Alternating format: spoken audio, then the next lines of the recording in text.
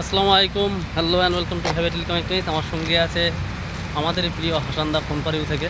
তো আমরা এসেছি ক্যারিয়ার একটা ট্রিপে। এখান থেকে একটা নকশাল বলে একটা জায়গাতে এসেছি, যে জায়গাটাতে সুন্দর একটা সমুদ্রের অপরূপ ভিউ পাওয়া যাচ্ছে।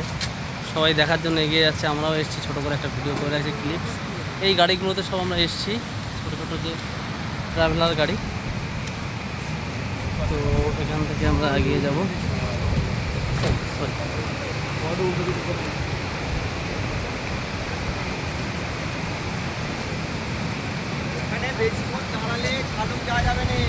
আচ্ছা, সত্যি খুব অপরূপ দৃশ্য, মানে অসাধারণ একটা ফিলিংস আসছে।